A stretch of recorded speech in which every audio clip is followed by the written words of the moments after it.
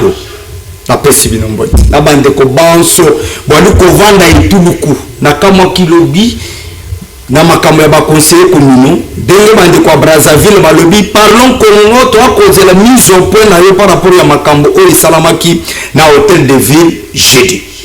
Je vous affirme que na ebisa kibino que parlons Congo et ko kendera ba conseiller na zalaki jeudi na ba air nyonso ko banda tongo mubulu nyonso ndenge salamaki na zalaki wana tindela ko lumona pokwa na ko sala mise au point na émission na makambo na monaki jeudi bande ko batali na pesi bino bisusu bande ko nyonso bazwami na Brazzaville. Merci pour la confiance boyebisi ngai ke botinde ba capture bo vande belé pour la kotala parlons Congo obike botangeli nga ba kombo mususu abato remplacer bango yo leki bango na leki mutete musalande leka si musale leki je crois que makambo ko kenda malamu. Voilà, n'a pas invité à Moukolmalelo, Tokobeta Bongo Masolo Matali Constitution. Changement ou modification. Constitution Yangomoko et prévoir ni. N'a pas invité Kambabiso Lelo, Baleko le changement, mécanisme yali, ou comme un changement. Baleko le modification, mécanisme yali, et comme un modification. Na kosala mise au point na bandeko ya union sacrée notamment sorti ya Bachi Lukobo na sorti ya Mboso Kodia na Koloba wana demande ya bandeko ya Brazzaville na kosala mise au point tokobeta pa masolo matale revendication ya ba conseiller communaux jeudi na hôtel de ville selon maina yoka sur place babeta maki Bazwa Kinguba, dans ma présence, nous tout cas kabase les télémis au hôtel de ville. Bajana baliwa nana ba kilote na ba sengle. Baliko bamba ba conseiller mabanga au vu de policiers. Et personne n'est interpellé au hôtel de ville. Ya Kinshasa, au hôtel de ville. Bako bamba ba conseiller mabanga ba musu bazoki ba musu babetam na miso ba ya la police tokolobe la complicité tokolobe laisser aller comment bako kobeta ba conseiller liboso esika ya musala ya gouverneur et toyoki te que ba jeune wana bakandi moko mibale il s'est dit quelque chose là dedans. Il dépasse à la tête de la ville provinciale de Kinshasa, il dépasse à la tête du pays. Il dépasse. Tokolo. Voilà, trois invités dans Mukolo Malelo. Aigle David. Kala. Votre problème malade. Longo de Benoît Benoît, maintenant nous disons pour l'invitation et c'est ma Mikolo Ebele na leki na parlons Congo te. Kasitika ete Nzambe azalika wakobatela toyekolobela Congo mbote pe na bakodebateur na ngai pe na bandeko nyonso bazwami bipai na bipai po na bana na biso. Merci. Merci beaucoup Tozali elongo na président ya coalition jeunesse ya Likemba Angelo Lesole. Mote Galo Benatumba, félicitations pour l'émission. Merci. Ministre parce que belé va avoir l'espoir. Merci. Vraiment tous au pesa mbote ba courager na ba courageuse bisika bazali to pesa mbote ba mama matembele ndunda pondu na ministre bana ba konzi bazana ba palais balali ezana ba courager mususu abimi na zando ame mabila ame mabeblo ko pote aluka mafuta mbila et ala batu musu bana ba bitu mobila ba aluka loso ya matembele pote ya bulai mais bana bakonzi balali bateba makona kiti batata bango ba détourner la bango bala to pesika bino mbote na ozanga te ko pesa meilleur gouverneur ya ville ya Kinshasa ya Congo mobimba meilleur gouverneur ya Congo mobimba Daniel Bumba to pesa mbote bisiko zalo ça la fierté na biso ba congolais pote congolais komi milelo na milelo banzele ezali te mikakatano ba paiement vraiment za meilleur gouverneur ya RDC to pesa mbote. Merci. Au monde de Komoko à lobby Makambo Itali Alaba, je crois que je dois y revenir. avec plus de détails puisque na kotaki en contact na moko azali na Lualaba. Je crois bazali ko réunir ba élément tant ba élément ya Lualaba ekoyela ngai na mesa na kosala mise au point na tina wana. Voilà. John moko ya ba ebate ko soutenir Mutamba constat malgré na bolo comme tu vois comment no jek aller ko vibrer na vana wala ça bino pena structure na bino ba allié mboti pe boy madame. Merci Ndeko Benoît, merci na bao nyonso bati la biso mitema parce que naza sûr et certain que euro batu nyonso bao balandaka émission Parlons Congo baza déjà pene ba télévision na bango po balanda biso po awane makambo kitoko yaka. Merci. Nazo profiter pe na biscuit moko ozana kati ko pesa biso pour na interpeller gouverneur ya ville de Kinshasa. Le meilleur gouverneur qu'a dit alors bien meilleur gouverneur mais on monité à Sugina Milelo. Nous avons interpellé le gouverneur Daniel Mbumba na avenue bypass avenue Oyoza national numéro 1. Ils ont zéro monnaie Oyo ils ont cela coûte que Kinshasa ezala servi na bilo lokolia. Cette route est dans un état de délabrement. Toujours dans la place il y a rond-point Ngaba. Surtout Mati Mouké na triangle campus des ressources que l'université na Iniki na Oyozo que l'université verte. Et ça ma boulou moko et ça place wana tous ces jours ba accident zo sali ma place wana. Ba boulou mazengel. To éviter gouvernement provincial avant c'est là que batuba kufa parce que et ça première fois té lobby vendredi na tongo à partir à 1h. Accident et ça une place wana batu kufi mi balé. Bazo esquiver donc montozo na ketch na ye azo esquiver di boulou wana akyo mi boka na kati ya batu. Chaque jour, bazo ko fa place pour éviter gouverneur na biso. Banzela, alors ça va na Gomé, tout ça na ba commune. Parce que a mi peut déjà tolo que asko bonisa ville à Kinshasa. Tout ça on les obonate par ailleurs ça na ka ko boma. Merci. Tout banda premier sujet na yo constitution congolaise bouge des lignes.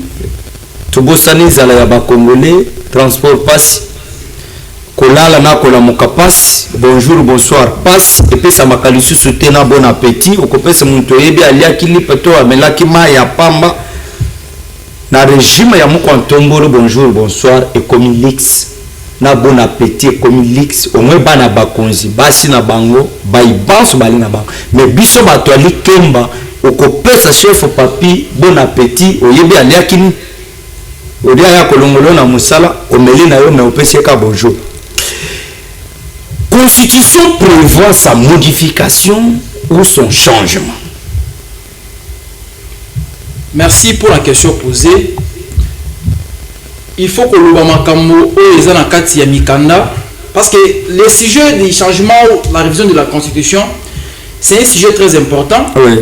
C'est un sujet qui devrait être raisonné par un groupe de gens. C'est-à-dire, bateau bazar notion nango.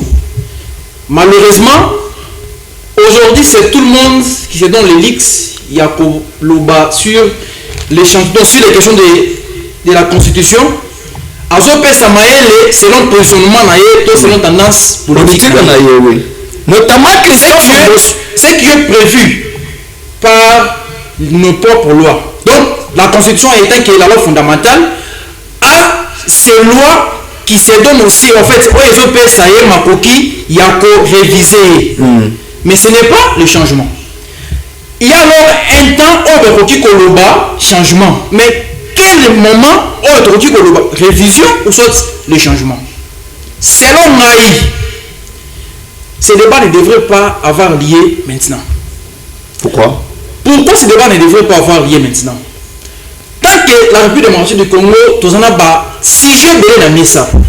Pourquoi peut-il ici si je n'ai pas une résolution à mon côté? Parce qu'il ne faut pas oublier que jusqu'alors, ni la question de la sécurité, ni la question de l'économie, ni la question il y a de Makamouno sur le Taliban, c'est Makamou Belé, ils ont corrigir dans le gouvernement, il y a le président Félix Tshisekedi Tshilombo. Mais pourquoi? Le même sujet. Notre constitution des eaux bloquées, décollage, il y a Makamouno. Je ne suis pas d'accord avec le. Vous m'avez présenté étant que membre de la structure Génération Rupture où les a alliés la partie à Constant Moutamba. Si vous êtes positionné, l'opposition républicaine des athées, Moutamba a été arrêté comme ministre en exercice. Vous avez votre pouvoir. L'opposition républicaine existe, mais elle n'avait jamais été appliquée ici au Congo. Mais ici nous savons, non, dans la Constitution, on n'a pas établi l'opposition radicale ou soit républicaine. Nous devons être clairs.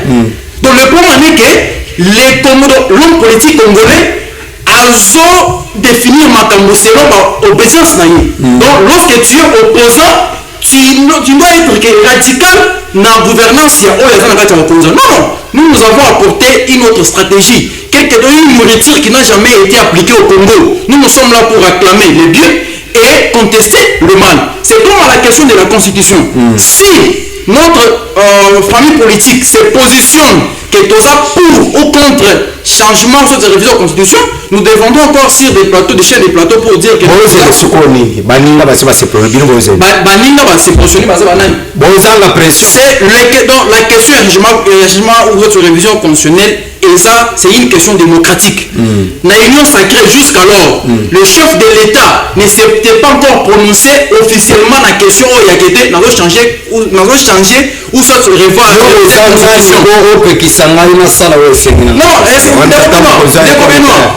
J'étais par là. Pauline a dit que jusqu'alors le président de la République a se positionné officiellement technique. Le chef de l'État avait dit, dans tournée en Europe, dans l'étranger, il avait dit qu'il doit mettre une structure pour réfléchir. Lorsqu'on parle d'une question pour réfléchir, cela ne veut plus dire qu'à se positionner pour le changement, pour la réviser. Merci. Bobanga va conclure sur Moutamba. Parce que Bahati n'est pas s'excuser. Donc, on conquis choqué. Bahati le corps conquis choqué. On perdre Moussala. On perdre Moussala. C'est un cas Bolim, c'est une parole Kamizelo. J'annonce que Kamizelo, qui maîtrisable, a été condamné de 2 ans, cache ferme, pour outrage au chef de l'État. Naba grief Moussou. Bapesa meloko yo na liko zongela vidéo atata mokonzo ekona na opposition koloba omona mutu moko aliko kamba mboka mabe aliko yimba musolo à l'état soki ba décrier ba dénoncer bakangi mutu wana pona outrage au chef. Mais je suis désolé, qui dépèse à la tête du pays mutu ya wana mutu aliko kangama. On ne peut pas encourager tous ceux qui se suivaient dans des interventions de Kamizelo. Moi, personnellement, je l'avais appelé pour la cause où il y a un confrère journaliste qui a purgé. Mais les journalistes sont encouragés. Qui empathie avec Kamizelo?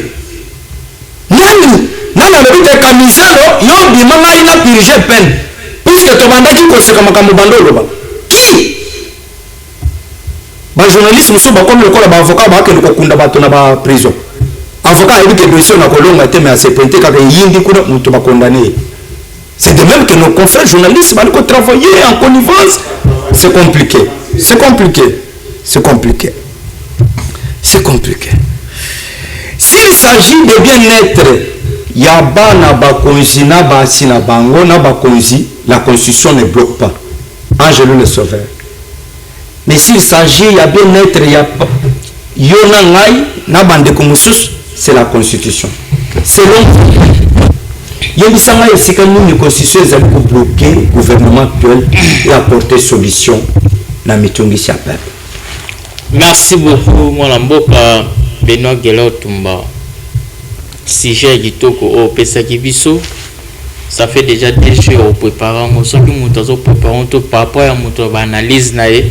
Faut analyse au bazana banda kuba apprécier eza te ba to sala ba mambo sujet e banda to beta suba minoko to zulongo pe conclusion te za malamu te. Moi je me souviens encore président sortant tant atikala na deuxième mandat nae 2 ans nae a fait un mandat nae wana IDPS bazaki na opposition taba yoki kaka président sortant a changé. Joseph Kabila Kabang. Totanga raté. Pour bon, on peut pas parmi au boumela biso bamboko tanga kombone point. Baza parmi à batu o ba lobaki pour la changement ko ba telemeli yango makasi. Wani IDPS. IDPS na bali mususu pasali ba to ba marche ba o ba yebi. Mais surtout zongi muke.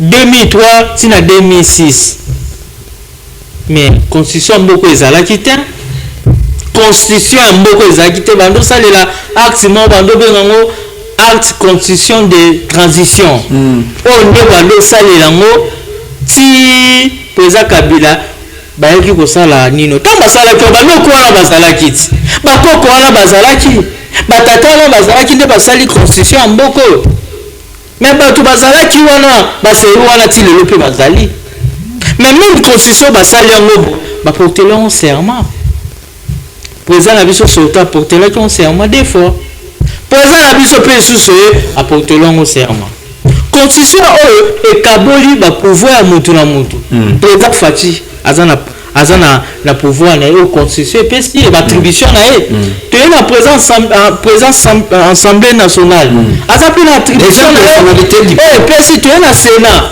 mutu nyonso aza nango mais pourquoi sikoyo po nini ezalaka nga mituna na question plusieurs fois soki ekomi na bafaire mandat balibuki moko ezalaka il faut bachange réellement oui bokoki kochange constitution ya mboko mais botala sikoyo oyo bino bozwaki pourquoi bowelelaki yango te na premier mandat population epesi bino baopportunité ebelebele etingo population ezali criminalité constitution débloquée nalobi ya criminalité na Congo bomona yango te bansala na Congo bomona yango te oyeba bamikakato na nyo bomona yango te c'est que constitution nde yango eza privilège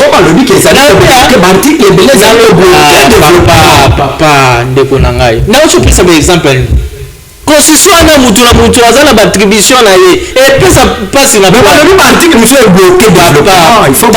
otikela biso badistraction wana peuple congolais aza na besoin bobongisa social oyo eza privilège na mboko bobongisa biso social kimekota baénergie boobebisa mpona makambo etali constitution ya mboko ngana yebisa bino botika baénergie wana privilège eza social na kime na mboka le reste wana totala yango nsima constitution nde ezobloke mpo social evanda insécurité ezala te bato bazwa misala constitution nde selon bango ekozala ezobloke il faut bachange yango comme ça nzela ezala polele po que merci pour la question tangelanga kasi article oyo epekisi yo sikongona opesa otangela biso article 219 non tangela biso sosala constitution article 219 ezoyebisa biso nini bana mboka tosalaka badeba mo professionnel ozo comprendre biso toyana te po tosakana te topeni article 219 ezoyebisa biso boye soki mboka eza na bitumba ça dit quoi article 219 aucune révision ne peut intervenir pendant l'état de guerre, l'état d'urgence ou l'état de siège, ni pendant l'intérim à la présidence de la République, ni lorsque l'Assemblée nationale et le Sénat ne se trouvent empêchés de se réunir librement. Merci. Si le moutonnier se rend à Nako, il y a un article. Moutonnier se rend à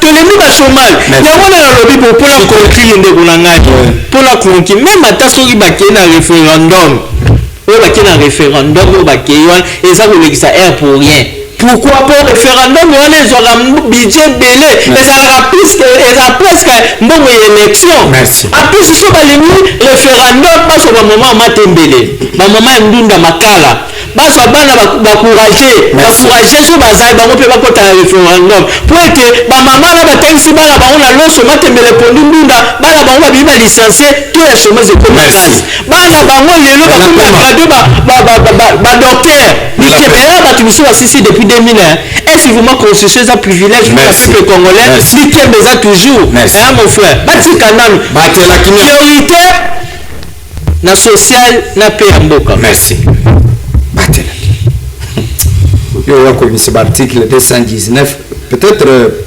Christophe Mbosso atangaki yango te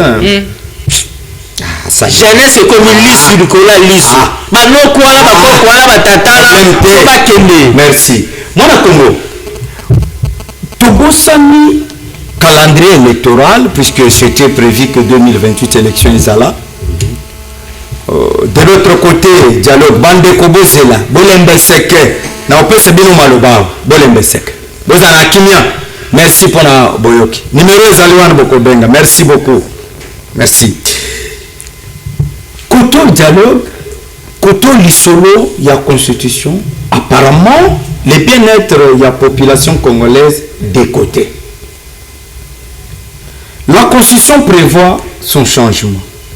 Mais les politique sa modification plutôt, mais les politique le changement. La motivation vient d'où? Bon, motivation, s'il faut répondre à la question directement, ce que j'ai dit, Félix Tshisekedi jamais initié des démarches pour changer la constitution sans qu'il y ait un intérêt. C'est un peu absurde, ça ne peut pas se faire. Il y a le but de changer la constitution, mais il y a un intérêt, ça ne peut pas se faire. L'intérêt, c'est que changer. UDPS ont insisté sur le changement. Pourquoi? Parce qu'il y a des questions qui sont en révision. Il n'y a pas moyen de toucher l'article où tu es verrouillé. Alors, ce qu'on dit que dans le verset biblique, dans le Nouveau Testament, ils permettent aux moins mis à douter, autant que le Nouveau Testament ne soit aucun courant. Moi, je pense que c'est ce qui est plus facile. Tu vois, je pense que vous permettre aux comme dans la révision, ils ont gardé toujours l'article où tu es verrouillé, par exemple, le nombre de mandats ça ne sera pas. Les gens sont importants pour que nous touchions l'article où nous avons intérêt. Et surtout que quand on va parler de la Constitution, il faut déjà rappeler que la Constitution est principalement habité à Nibale. Tout ça habité à Nimoko pour organiser Mboka, et pour organiser vie à Motonamutu. Par exemple, chaque Congolais a droit à l'information. Bon, il y a changé en facile.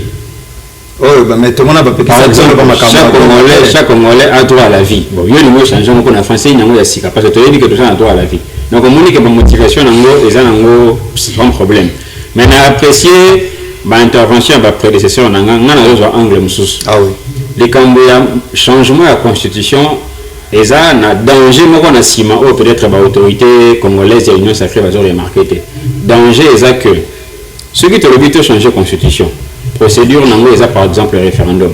Est-ce que le référendum, est concerné Goma, Bukavu? C'est ça le problème. Parce que ceux qui même pour la Ebola en 2018, côté qu'on a voté parce que malade des acquis makasi. Ceux qui supportent le mythe changé, on a des acquis malades ils voté quitter. Mais pour l'instant, les gens des villes qui sont sous occupation. Non, la secours à Rosella, panier à Séni et à Kabouli, un peu population, pas fani, à voter changement de constitution. Est-ce qu'on va permettre à nous? Bon, moi, ceux qui te connaissent dans la situation, parce que ça, première fois, tant on va mettre il faudra le rappeler, tant on va mettre qui est changement de constitution, que ce soit le président de la République, que ce soit la première ministre, aucun d'eux va brandir article qu'ils ont motivé le changement de constitution. Le président de la République a le 217, alors que ça n'a rien à voir. Madame la première ministre a eu autant d'articles qu'ils ont retrouvé la constitution française, a exacté. Donc, je vais parmi les effets, c'est que stopper le projet, et prise à Bukavu. Voilà la tentative à l'Ebosso. Oui, la constitution, oui. Sur la tentative, il y a changement de constitution, il y a un Kabou, il y a la calme, il y a touché. Bon, moi, ceux qui disent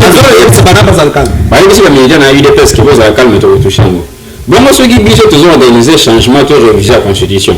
Ceux qui n'ont pas le but que la constitution, je proclame cette partie ici comme une partie sécessionniste, c'est-à-dire comme un pays. Il y a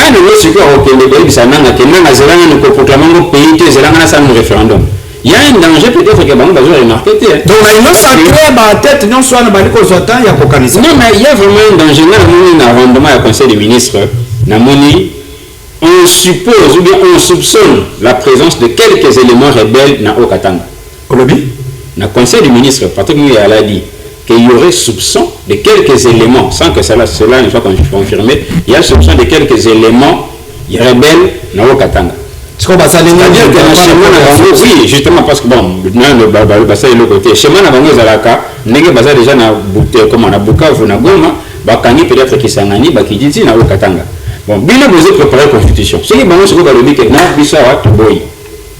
Na nani sikoyo okende kotia mabele na tambe na ye kuna mpona kende koyebisa nanga kendanga zela nanu tosangana kaka po constitution ya sika oyo tondimbango biso. Alors, si... Donc le danger, il y a un danger, il faut qu'on se le dise, il y a un danger de balkanisation. Pourquoi? Parce que le gouvernement central a des sources de maîtrise. Mais on évoque quelques sujets, notamment Christophe Mbosso a évoqué qui article 218 on a dit il y a les révisions constitutionnelles, mais Mbosso parlait du changement. Alors que le ko changer ce n'est que la Bible.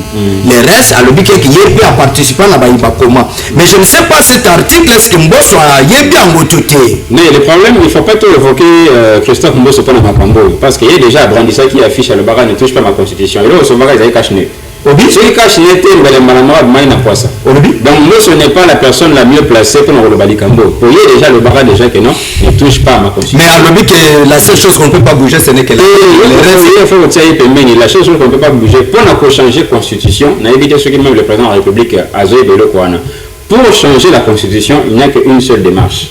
Pour changer la constitution, il faut faire un coup d'État contre sa propre présidence. Ça veut dire que c'est absurde. Ça veut dire que nous avons un petit coup d'État imposer la constitution. On a évité parce qu'à chaque fois que nous avons eu des constitutions dans ces pays, c'est un petit coup d'État. On a un coup d'État à côté de Kabila, les pères à côté un petit coup d'État à côté de Loana. Le fils a remplacé, pas par élection, à côté de cette transition. Merci. On a fait ces constitutions. Sur le niveau de Tchayasika, ça veut dire qu'on a mis un petit coup d'État. C'est autant qu'on a mis un coup d'État, on n'a pas mis un petit coup d'État, on n'a pas déclaré maman. Merci. Merci, Itombate. Je relis l'article 218 pour rappeler au Christophe Mbosso. L'article 218 dit ceci. L'initiative de la révision constitutionnelle appartient concurremment 1. au président de la République, 2.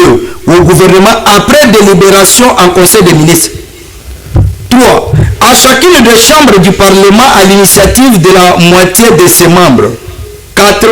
à une fraction du peuple congolais, en l'occurrence 100 000 personnes s'exprimant par une pétition adressée à l'une des deux chambres. Chacune de ces initiatives est soumise à l'Assemblée nationale et au Sénat qui décide à la majorité absolue de chaque chambre du bien fondé du projet, de la proposition ou de la pétition de révision. La révision n'est définitive que si le projet, la proposition ou la pétition est approuvée par référendum sur convocation du président de la République. Toutefois, le projet, la proposition ou la pétition n'est pas soumis au référendum lorsque l'Assemblée nationale et le Sénat réunis en congrès l'approuvent à la majorité des 3/5 de membres les composants. Christophe Mbosso wana révision wana yoki makambu ya changement te. Ici on parle de la révision. Tata mokonzi ya ekolo na cabinet na yo dans 30 secondes. Tala kaka quintessence ya bato nyonso babanda na Mobutu. Ils ont aidé Mobutu à transformer le Congo que nous avons aujourd'hui. Ces mêmes personnes ont aidé Michel Laurent Désiré Kabila de mieux faire le travail qu'il aurait reçu pour le Congo. Les mêmes personnes ont aidé Joseph Kabila à faire du Congo ce que nous vivons. Ce sont les mêmes personnes qui vous aident aujourd'hui à transformer le Congo comme nous le voyons. Si peut-être mais moi je vous le dis que bandeko wana tala bango depuis babandana Mobutu. Eza na batu mususu baloba que Kabila a échoué à transformer Congo te. Mais vu na bango na bana na bango bakoko na bango se transforma. Constitution est bloquée. Les mêmes personnes aujourd'hui même bali kozala na yo, bali kotindika yo que tosala boye tosala boye. Mais en principe tango koyinda yo nde kozala irrévocable. Bango te bakosokola maboko. Tata mokonzi ekole fongola maboko, fongola matoi tala. Puisque destin ya eu de presse lobby bako se référer na combat ya Etienne Tshisekedi. Vous allez déjà coordonné, géré par vous-même. Kuna Kabou ya lobby le côté. Présidium ya union sacrée lobby le côté. Tango koyinda o bakende ko lukabuke misère dans autres abatu. Moi na Congo, on doit citer avec cette question de conseil communaux. Selon le gouverneur, Alobi Kazana et le copia Bangote. Moi-même, j'étais sur place. Je suis le seul journaliste qui a affronté qui Boulungaliwana.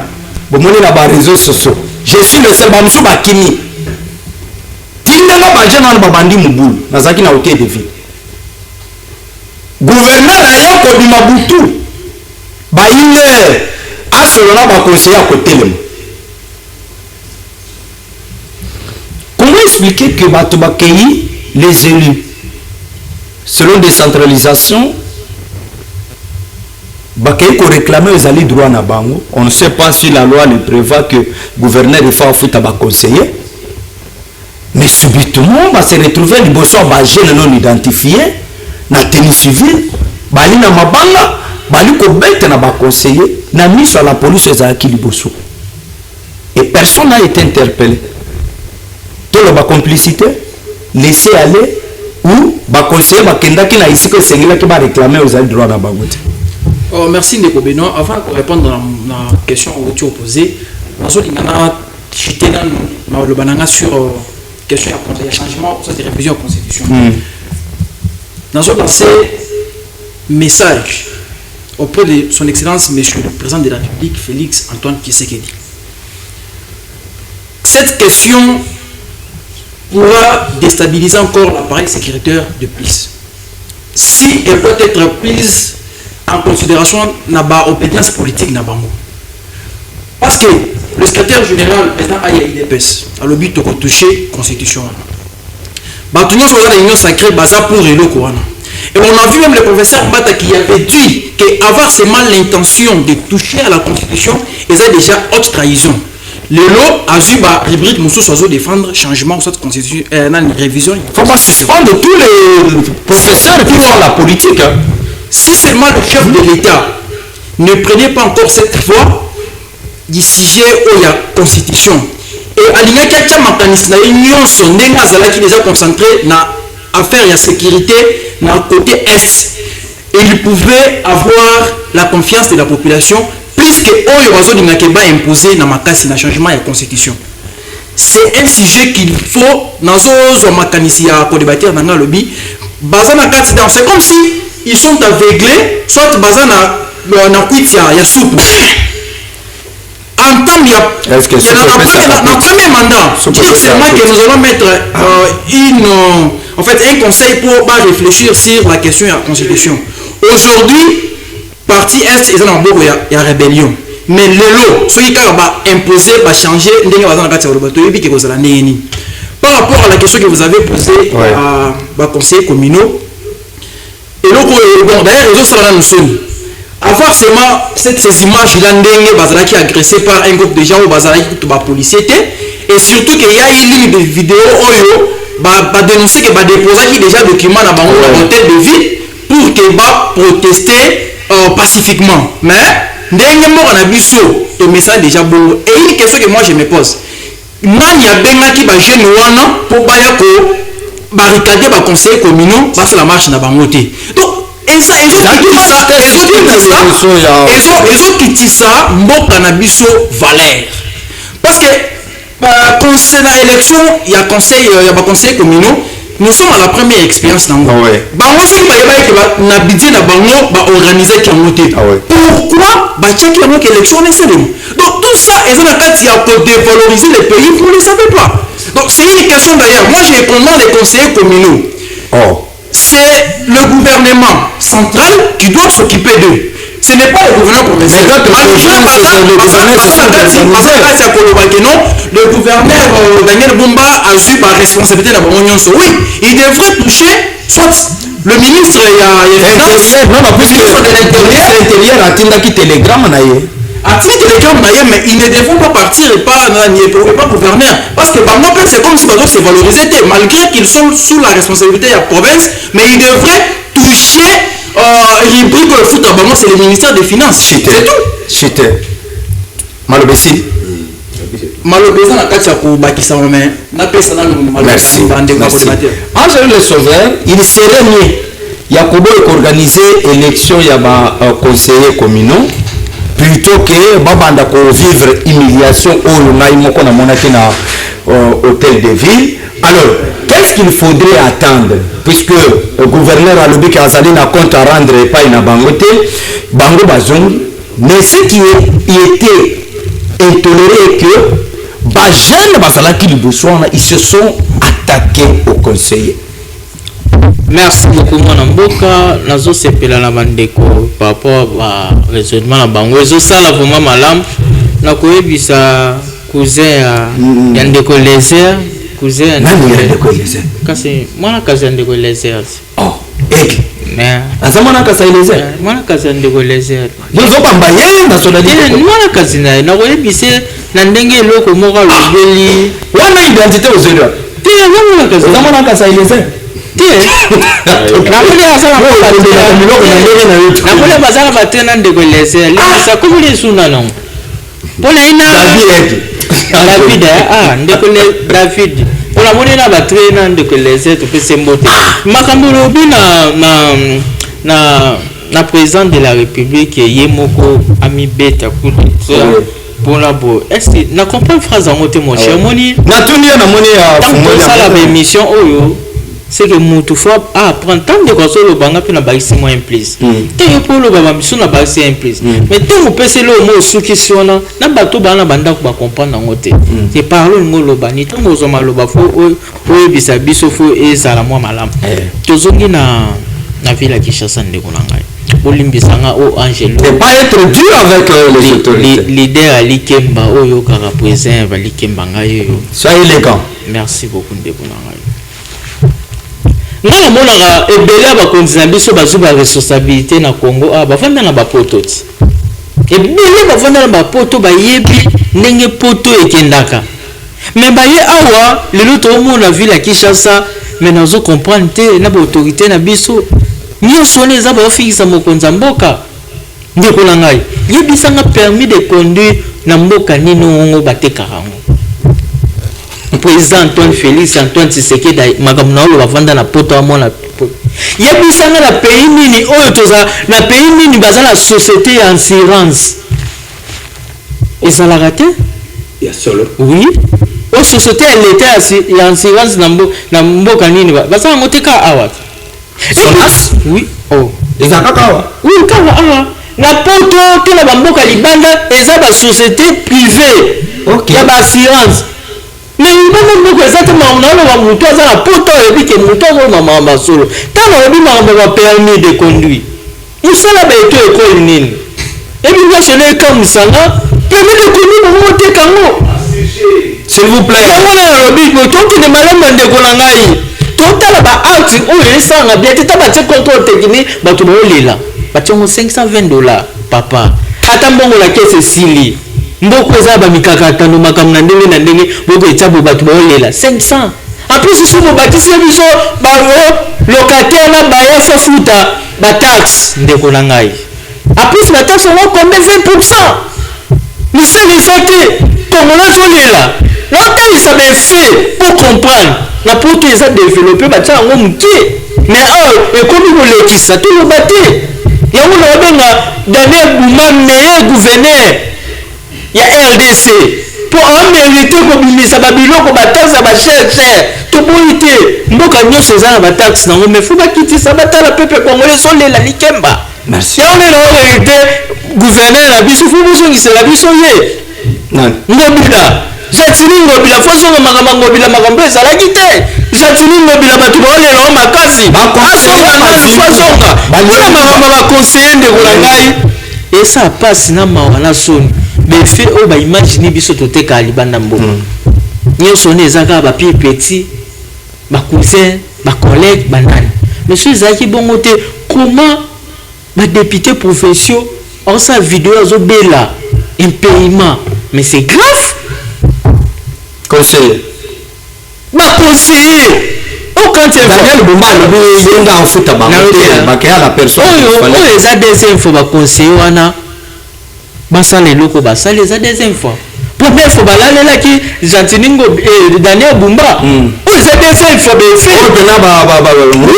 mais ce que nous eza grave na ba parti na biso comment force du progrès et balobi te ba force du progrès mais to la nyongo na ba interview na ba réseaux sociaux na nango to ici on na ça na ba réseaux sociaux conseiller communaux azoloba ngai nazalaki sur place elongo na baconseiller mais kodote ke baza basongolo pakala bajeune bazalaki na tenue civile basatakaki na okopesa yango nsima biso toloka befe nyonso wana eza kosalir mokonzi ya mboka kobebisa dignité ya mokonzi ya mboka toloba so tolobi boyeba kati bokangi biso tolemba na biso deya baprison nyonso wana ezobebisa nyonso wana na baconseiller ya UDPS Tshisekedi nalobi mutu nabe kutu boko wana te daniel bumba utozula biso 3000 agents mboko eza théâtre bato bakombola bapresse bapaiement bafuta bango te ata mosusu 3000 agents engagé ebi mboko ntango mona talaka nga alobi nonononono ena bato mosusu basala théâtre na mboko 3000 personnes baagent atie bango wana mpona bani bapaiement etondi makasi bato bakombola bapresse bapaiement okela bato basala basade de marti 51 impayement bagrève bato basala bagrève makasi na badgk bato bafutama te mais bino bopriorité bowelela batala en plus botya balocataire 20% na babayer bongo ngo ekendaka na wapi mpona compris pardon ndeko olobaka mpe mingi tikela biso mpe toloba biso nsima bato baponaka bandaki fo kodenonse mpona sukisa na osenga na Daniel Bumba Lubaki notre excellence meilleur gouverneur ya RDC na osenga nous na malembe s'il vous plaît Daniel Bumba tolinga ko mingi démissionner merci to démissionner to mona to ça le pétition vraiment to longolo population merci Daniel Bumba ya bo pétignon sont démissionner dit Angelo mona ko autant la humiliation au conseiller communal bazwaki mokolo moi j'ai dit dans un wana ba 8 heures gouverneur asengaki délégation bango baboye balobi fo bakota bango nyonso vers 17 heures bazaki à côté lema papa Mikolo j'ai échangé avec l'un des membres de l'UDPS babi ke nyonso ezali tata mokonzi ya école puisque to vetamaki le même jour na ye ya afutama Paul Chilombo na Bakabuya bafutama Francis Chibalabala na les autres l'Assemblée provinciale bafutama mais ya muto abunda kutu bango babunda pesa koleka yete mais à ce sacrifice bini conseiller mais afutama te aleli bonjole kiti aleli na kombo Etienne Tshisekedi tout ce qui s'est passé dans le gouvernement de province tout ça on a muto poser question moko malamu to chona mutana bango mo esi ba répondre te papa ba chona muto mokonza mboka ti na landi ba ko de bateur na nga balobi o azana na droite na nga lobi ba so salir image chef de l'état ndenge mo pe le besoin de makambo a coup d'état na coup d'état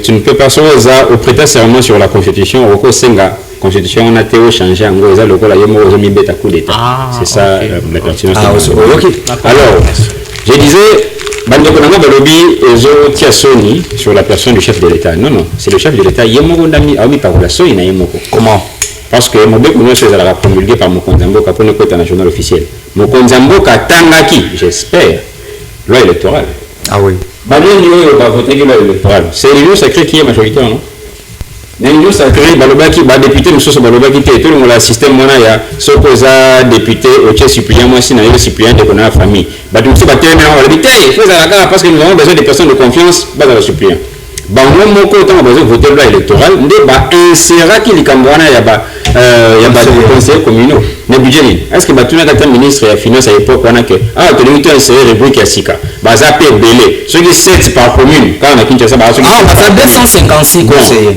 sans compter la province mosusu wana oyo eza minene koleka kini président ntango azotanga c'est lui qui est l'autorité de référence ya union sacrée ayebisaki bango te ke trésorerie na biso te budget na biso eza coincé mingi bobakisa barubrique ya sika te buzo ya nani ayebisaki bango te maintenant la faute revient à qui parce que moi je ne peux pas comprendre tobani makambo ya cycle électoral en 2006 normalement voyez à cette élection akomisi biso je pense aussi na baconseiller na badéputé provinciaux moi nini na ye selon ye alors nous devons éviter à ceux qui sélection quand on a des députés nationaux provinciaux à qui minaye Et on a dit qu'il y a 12 ans. Ah oui. Les rebelles ici à cette élection, à ceux qui n'ont pas. Non, les rebelles. À cette élection, à ceux qui n'ont pas de députés provinciaux. Quand il m'a dit, à cette élection, à 7 jours, à ceux qui n'ont pas de députés provinciaux, qui ça va conseiller communal. Ça, c'est l'irresponsabilité. C'est une irresponsabilité qui, malheureusement, est utile et qui dit parce que le président de la République ainsi que ses nombreux conseillers devaient voir que non, beaucoup de gens ne m'ont pas mobile. Que 70% il y a budget en Mboka et que n'a paye, il y a une animation d'institution. Mon conseiller a bien, les camerounais, ils ont grave mis réduire le train de vie d'institution. Si c'est quoi le train de vie des réserves de l'économie. Parce que Nicolas Kazala a émis sur le président Sindé écrit à l'agence chaque année. Donc les camerounais n'ont pas conseil communaux. Et puis moi je ne pense pas qu'il y aura un collement de la Mouki Boye. Trésorerie publique et décrété pour ne pas foutre la conseil communal. Ce sera difficile. Alors, pas foutre selon la loi. Nana pas foutre. Donc là, on a dit que nous sommes à la Banque centrale. Nous sommes un ordonnancement. Il y a des questions à la Banque centrale, il y a toute une filière. Ce que le ministre de la Finance a dit, nous sommes bons. C'est que le budget pas signé, la planification pas signée, l'économie pas signée. Planification, ok. Alors, est-ce que le président, est-ce que le premier ministre, bon, c'est pour ça au courant que va conseiller commune de fidélité. Ils sont tous au courant. Ceux qui ont dit c'est parce que les gens ont dit je ne veux pas dire la vérité. La vérité. Na ba conseiller là-bas mais quand on va lutter peut-être en Angola nous même sur mon mais merci ceux qui nous prend à teka makala continuer à teka makala tu peux na bon merci ceux qui montent à teka makala parce que on honorable dans le quartier on joue à sur teka makala c'est ça puisque les cambia ba conseiller on m'a là c'est ça honorable pas teka na ma pas on a merci si ça c'est à ba conseiller communaux tata mokoza école premier ministre madame Judith Soumino Tuluka Assemblée nationale, Sénat, VPM de l'intérieur, maître Jacques Chabani, l'Ikambaba conseiller Tokolobani.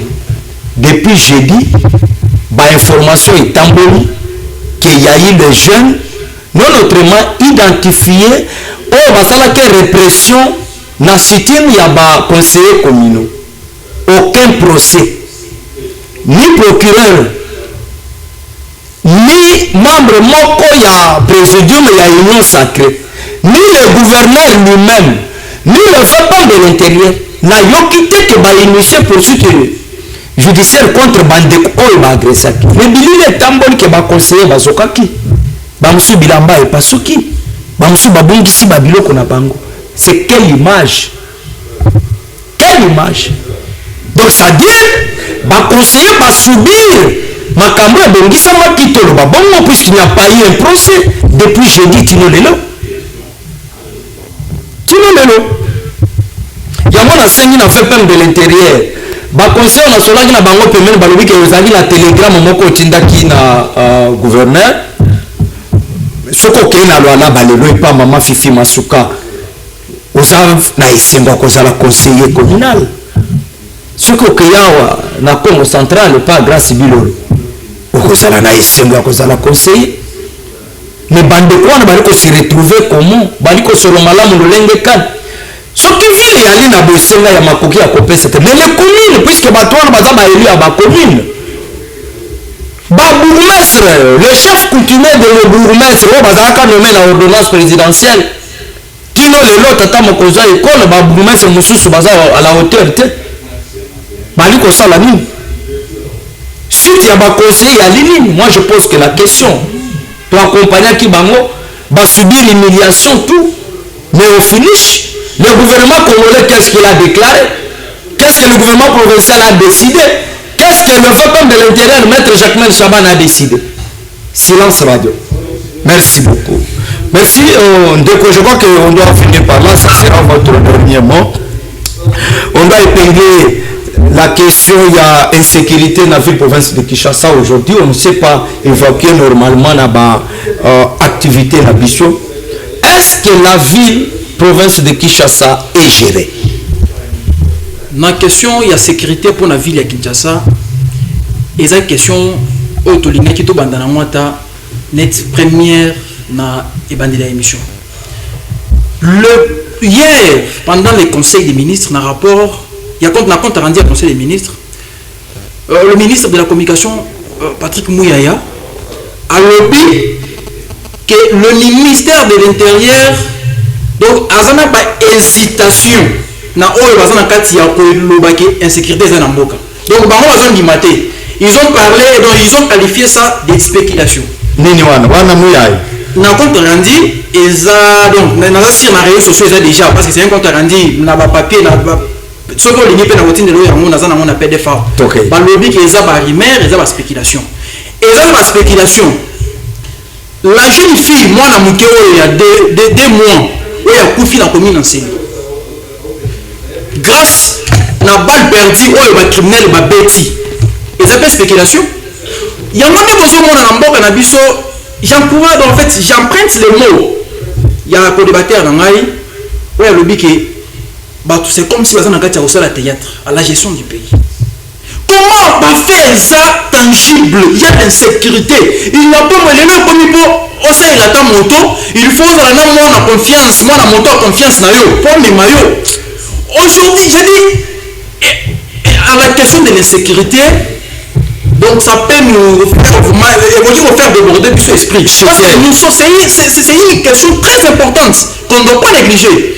Quand on touche l'appareil sécuritaire, on doit pousser la population à la révolte. S'il vous plaît, n'intimidez pas les gens ici. On doit pousser la population à la révolte. On doit pousser la population à la révolte. Pourquoi? Non, ne révolte pas la population. Nous sommes dans la commune de Mongafoula. Avant-hier, il y a plusieurs maisons dans les quartiers Kindele. On va compter les bambous. On a armes. Vous maîtrisez ce que vous dites. Je dis, c'est mon quartier. C'est là où c'est ma commune, c'est là où je vis. Si aujourd'hui, à part la commune en Sélé, la commune de Mongafoula, ça peut compter parmi ma commune où il y a l'insécurité, ma casse. Merci. Et tout ça, pour les autorités, ce sont des rumeurs, ce sont des spéculations. Votre dernier mot. Mon dernier mot, je profite à lancer un appel. Voilà, et ça, hors sécurité constitutionnelle.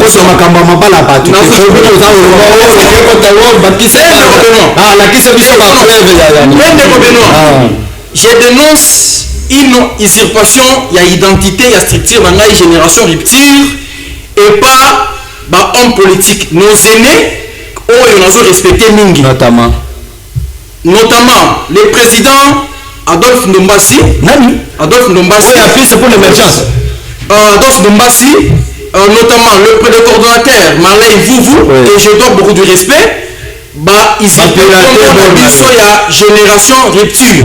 La seule génération rupture qui est connue. Mais John, pardon. Il faut revoir les années, les dates, puisque s'il vous plaît. Je ne passe pas sur le plateau de télévision pour parler quelque chose que je n'ai pas de précision. Ouais. La génération rupture qui est connue, c'est celle qui est une structure au sein du parti Nojeko, il y a Constant Moutamba. Où est géré par les coordonnateurs Paulin Tunza, coordonnateur adjoint chargé à communication. Pour nous avons les statuts. Notre mot seulement la génération rupture a été dérivé dans l'offre politique. Il y a président Nabiso Moutamba quand il était candidat président national. On a offre politique comme la rupture. C'est par là que nous avons pris le nom de la rupture et nous avons ajouté la génération pour faire j'ai assisté à la génération rupture notamment à Alain Bouloudia. Il y avait l'homme de piste, c'est qui Adolphe Ndombassi. Il y avait Marley Vouvou, il y avait Wesley, c'est qui les jeunes révoltants ici, il est de l'opposition, son nom, comme ça, ces jeunes-là, son nom m'échappe, et y compris Jonathan Wele. Bazali et Belé, ceux qui n'ont passé sur le plateau, c'est pour dénoncer cela. Donc, c'est nous qui pouvons copier au Bango Sala, mais Bango Bayi Babisoté, parce qu'ils sont en train d'utiliser de leur influence pour Banyata. Alors, votre démarche, c'est quoi? Démarche, ça veut faire que on ne doit pas saisir la justice, on ne doit pas faire les choses par l'altercation. C'est parti manger que la génération est petite pour apporter une nouvelle nourriture sur la scène politique. Nous avons touché justice. Nous avons respecté Bango, bâti que la biso comme on a biso et génération. Mais les amis, qui c'est qu'à moi l'être, mon code de Coloa. Merci. Nabino Mibale. puisque nayebi bastructure na bino soki moko ayibi ya moninga bakisaka lettre na émission Parlons Congo balingaki bapirata moto moko abandaki Parlons Congo eloko ekomplika ye akei na weza akanisaka kokutana na toge amoni yango te aye komona namona abongola makomi Parlons du Congo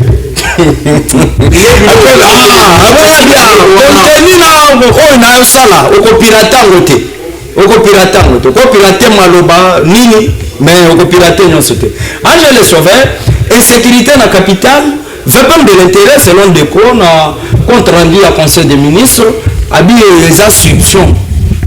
Est-ce que la maîtrise il y a question sécuritaire na mboka na biso ezali à la hauteur ou prise en considération na bakonzi? Merci beaucoup mon mboka pour moi nalandi intervention ndeko pour moi na osepelano pour le bagito pour festa na leader mutamba mais le mo singa na soki ni na bino dynamique na bino soki génération rupture eza na mécanisme na personnalité chérie eza de na ba mikanda nyonso ori ko bundelango na justice bango nde botema tango dénoncer a msu bango de ba welisaki kozoda livance ya ba mikanda boko bakisa lettre ke wana pour ça qui vraiment zana ngovoma ningo dénoncer ningo pola de l'ongona conseil que camarade en plus na politique ba benga ba to vete. Ça c'est un élément d'état. Eza kitoko kuna yo ebitango benga bango ba visa loka ke to matsaba ngo tonde ni mais camarade vous camarade kingani c'est ça. Merci beaucoup. Merci voilà c'est que la bango makase ngali kemba msubo mona ngali kemba yo ngamutu nozo kamba ba jeune tout ba kemba même la primature o ya kemba ngana kamba bango la présence na kemba kuna bato ba kemba na kamba bango o la oui bato ba kemba c'est la présence ba jeune tout ba kemba na manifestation le 31 na victoire na bengi so teka papier mouchoir so za mutambongo koyate teka papier mouchoir maki mai ba mama pilipili matembele ndunda pondu le journaliste non accrédité boya le 31 journaliste non accrédité les techniciens non accrédité tout ça si je saka moko pourquoi pas nous pour les biso batamaki te pour les biso batamai te pour les biso batamakala te bato ba befe bato bateka bakisa bukoko pourquoi pas nous boya ka idéologie encouragement pour donc parlons pour monde à accommoder boya bilo ko saki kuluna kimoyibi mais aussi ba courage ko bima ko teka pour beluka kwanga pour moi boza féliciter boya le 31 travailler pour les malam pour la conclure pour la nyonso o choloba omana ozanga tena ko pesa mbote pa ndeko na biso lebo kimbuta fête na bino yango ya ba fitiste ezali le 17 mars to pesio ba bonne fête muto wa soutenir biso lebo kimbuta peso za mbote na DG Kisivu DG Sivu André peso zali to peso mbote DG mo ya kitoko pona suki sa bato tout boza ba parti politique o bobesi ba 10 ans 20 ans 30 ans bandeko na ngai tika bango te merci kemba so ba poste avenga bana kazuba lamuka yo wana obundela ozo ke logo teka obunda pour la criminalité to senka na ba konzina biso bozwa conscience na bomoto pour te ba crime le kimakasi indemnisation le kimakasi passe le kimakasi ozu ba responsabilité aux aba ministre bon faut moi bonne concept pour te soutenir peuple congolais aussi la criminalité activité à les 31 Parlons Congo et kozala de la partie pour que total le lenga makambo kozala mwana Congo aigle on n'aura pas à revenir sur les mêmes questions insécurité selon des colloques qui na conseil des ministres apparemment ba kozabali ko la gravité na yangote selon nous est-ce que cette question d'insécurité est prise en compte par nos autorités? Il faudrait rappeler avec beaucoup de précision de Konanga et Benoît que le conseil des ministres vice-premier ministre Jacques Chabani a évoqué qu'il y a techniquement ko sala enquête pour na ba monique et ça peut-être ba bavure ou certaines en majorité dames bazo monter en go tout en ne négligeant pas la réelle situation et insécurité où nous avons dénier ou régner dans Mboka. Mais il faudrait aussi que nous rappelions de Konangaï. Parce que nous avons la flèche et Belena Batebele va acculer le ministre Jacques Chabani, c'est qui est de son droit parce que ça va attribution. Mais il faut rappeler qu'en tant que vice-premier ministre et intérieur, a travaillé en collaboration avec la police. Le problème est que ceux qui y est en collaboration avec la police, bah, quand ils malfrats, avec la bouclage au bateau ça là, auprès de l'appareil judiciaire. Ah ouais. C'est maintenant l'appareil judiciaire, entre autres, la quotidien ministre de justice Nakati, qui pour moi est un fainéant. S'il vous plaît. Ça n'engage pas. Non, s'il vous plaît. S'il vous plaît. S'il vous plaît. Merci. Bango, l'ensemble est appareil judiciaire. Bango, les secours va déterminer sort définitif, il y a Mouto Wakangi. Ce qui va déterminer que au Kataki Mouto Lichette, Mouto Nakufaki, normalement, il fallait recourir quand même à Oende Komuta Mbatika qui est peine de mort. Mais ce qui va montrer que des criminels dans le quartier, j'espère que vous avez véritable moyen de dissuasion pour la bande de co batika les bases à leçon. Tant que Zaka ouais abîmé ouais à côté cela ne relève plus malheureusement na Jacques Chabani, cela relève na bateau bazana ba prison pe na bazuzi o bazali ko sambisa bango en disant que la justice a une logique que nous les non-praticiens nous n'allons pas comprendre. Merci beaucoup na bande ko balandi Pablo Kolomalelo Tambaki, Angelo Le Sauveur, le président de la coalition jeunesse ya Likemba. Tozaki pe longo na mwana Congo John Moko ya bali na génération rupture, également na David Aigle, confrère journaliste qui nous accompagne jour et nuit. Merci ingénieur Aimé, accorde-moi 1 minute 30 secondes, je voudrais préciser deux choses. Likambo ya union sacrée, ça bat le cœur dans la mesure que Tata Mokonzo école na kobengisa acteur politique socio-culturel pour qui a créé union sacrée et ça qui n'a idée il y a apporter solution la difficulté à Baimboka. Mais on constate aujourd'hui avec Tata Mokonzo école puisqu'il a décrit jour et nuit que union sacrée est défiée des prérogatives ya bango ba komo sala makambo susu. Tata Mokonzo école l'UDPS avec Augustin Kabouya. Les gens qui ont aidé Mobutu à ne pas réussir son mandat, vous les avez dans l'union sacrée. Les gens qui ont aidé Mouzé Laurent Désiré Kabila de ne pas donner le meilleur de lui-même à la nation, vous les avez dans l'union sacrée. Les gens qui ont aidé Joseph Kabila à ne pas donner le meilleur de lui-même, vous les avez dans l'union sacrée. Aujourd'hui, avec Félix Antoine Tshisekedi, les mêmes personnes jouent les mêmes jeux et appliquent les mêmes méthodes. Ils vous aideront ici à ne pas donner le meilleur de vous-même, car demain, c'est l'UDPS qui sera au mêlée de vous rappeler le combat de Etienne Tshisekedi. Puisque c'était un combat de valeur, un combat d'unité, pas un combat de séparation. Insécurité eye kobalana ekomi lokola libala ya ngebo. Moi libala ya mwasa kota libala mususu yo pe kokoye na accident na église na ndenga liloba nzambe ozio oche na ndako. Okozala na ye na salle de fête bozo bina libala ba jeune garçon moko bavandi na mesa kuna bali komona ye bulumbu. Puisque a conserva bulumbu wa yete. Mutu musu avanda na ngam abi amwana wana tozala na ye. Yango nde couleur ya insécurité komi na Kisasa.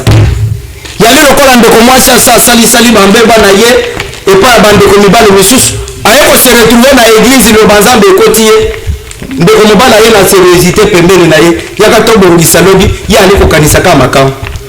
Kasi tala insécurité oyo bandeko bali kotambola na nzela ya chango na Pascal awo Israël Kant VPM de l'intérieur gouverneur Daniel Bumba tala bandeko moto ndenge bali kosouffrir mpo baleka Pascal bandeko moto bavandi na ngambo Pascal mpo baya centre-ville balekaka wana 4h 3h tolungawa bandeko ya Delvo na Ngaliema eza na la police moko ezali pembeni wana ozala na mikanda ozala na ngo te bakokanga yo tokei na pompage Jésus nowe le chèque.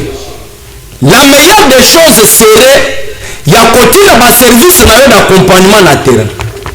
Nana zelaki que Daniel Bumba ndenga a mobilisé 3000 personnes pour ba contrôler la mikanda. On mobilisé 3000 policiers pour ba mettre ordre na zela sa sérénie. Etikali na couloir. La meilleure des choses serait ya kosala bolamo puisque demain tokozala revable na auto sana. Émission réalisée par ingénieur Aimé Bidoya. Simabiliri Zagina Mwana Congo Arnold, sous la main puissante le directeur de production Papi Samba, avec tous les personnels de Show TV. Notre rendez-vous est pour le lundi et la suite la rediffusion de cette émission à minuit sur Show TV. Oitikali, tokena makelele. Bye.